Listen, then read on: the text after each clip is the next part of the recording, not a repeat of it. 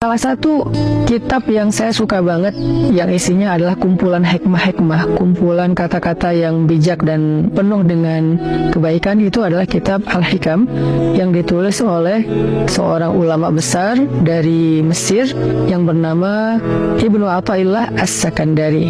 Nah, beliau menulis kitab hikam yang sangat terkenal. Salah satu di antara hikmah yang luar biasa tentang bagaimana cara kita melibatkan Allah itu, beliau mengatakan, min alamatil i'timad 'alal amal nuqsanur raja' 'inda wujudiz zalal.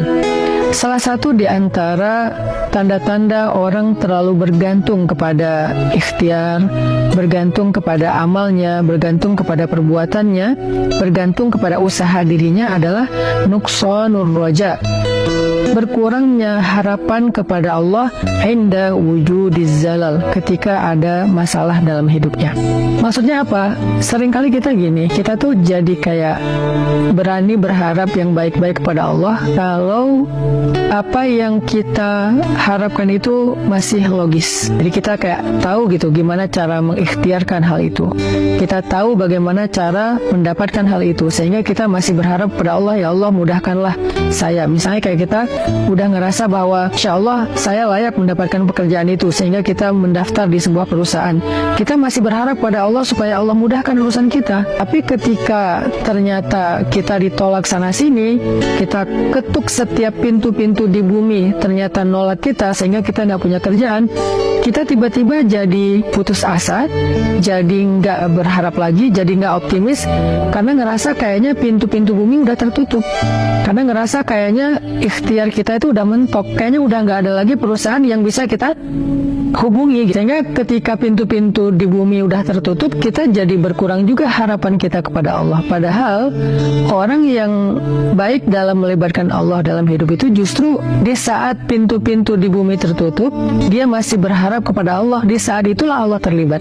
Jangan sampai ketika pintu bumi tertutup, manusia meninggalkan kita, jalan-jalan ikhtiar itu udah kayaknya udah mentok, kita jadi berprasangka buruk dan tidak lagi berani berharap yang baik-baik kepada Allah. Justru ketika keadaan kita lagi sulit, pintu-pintu di bumi tertutup, manusia meninggalkan kita, justru saat itulah saat kita bisa melibatkan Allah seutuhnya, karena tidak tercampur dengan keyakinan kita kepada makhluk.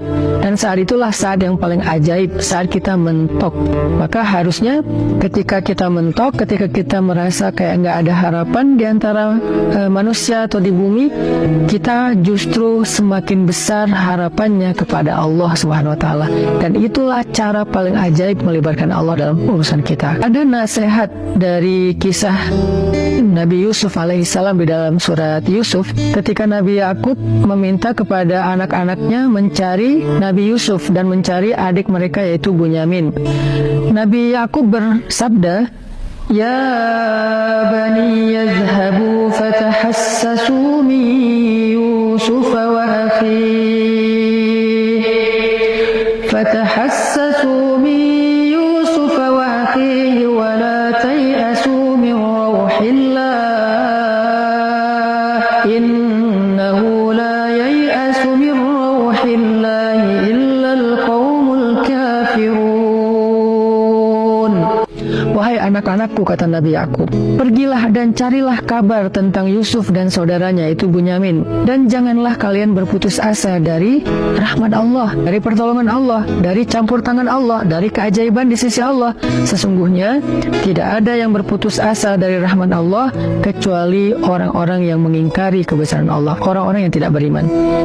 Jadi ciri di antara orang yang beriman itu tidak berputus asa. Dan kalimat putus asa ini tidak akan muncul kalau tidak ada zalal, tidak ada masalah, kalau nggak mentok. Nggak mungkin dong kita berputus asa sementara jalan masih terbuka lebar, segalanya masih normal, semuanya masih sesuai prediksi kita. Itu nggak ada alasan kita berputus asa. Justru alasan berputus asa itu ketika kita punya masalah, mentok, trouble, error, bla bla bla.